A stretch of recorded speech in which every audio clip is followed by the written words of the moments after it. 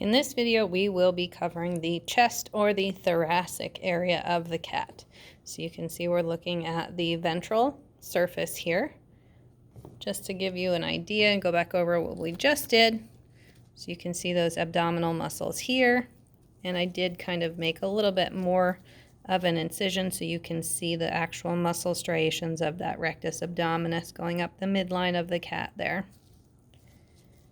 Now in the thoracic or chest area, 4 of the 8 muscles on the list are going to be superficial muscles.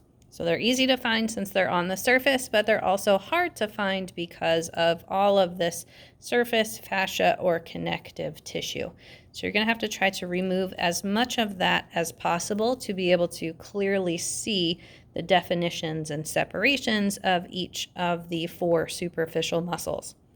Now, in order from the neck down, more towards the abs, you'll have the pecto-antebrachialis, the pectoralis major, pectoralis minor, and then the xiphi humoralis.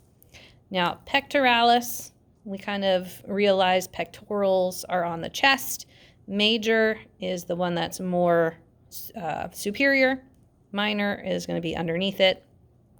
The major actually kind of looks smaller than the minor on the cat because some of it does go up underneath that pecto-antebrachialis.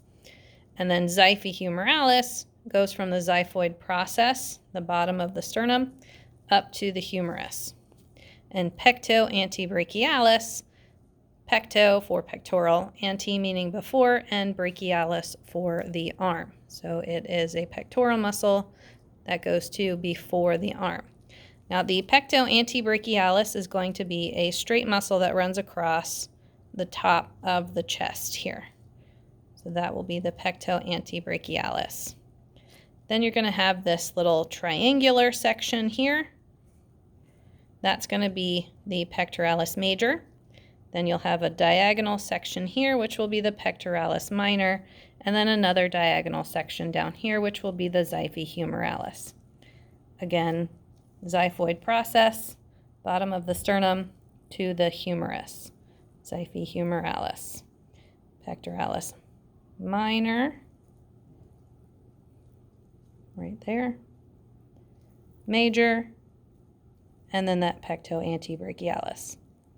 Now the other 4 muscles on the list are going to be more internal, more deep, that you're going to have to cut underneath those 4 superficial muscles.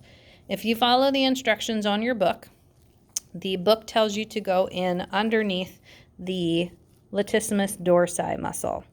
So the latissimus dorsi muscle is the swimmer's muscle that goes like from underneath the armpit and swings down towards the back. It's what creates that nice V shape on the back of swimmers like Michael Phelps. So you can cut in underneath there to go into the under armpit region here. Or you can do what this group did in a previous year, which was cut down the middle and kind of pull half of the chest muscles back to the side. Now when you do that, you're going to notice some strings in the area here that you're going to have to cut. Those are nerves. You're not going to need to know the names of the nerves, but you can cut them. It is okay to cut those strings as long as they're white strings.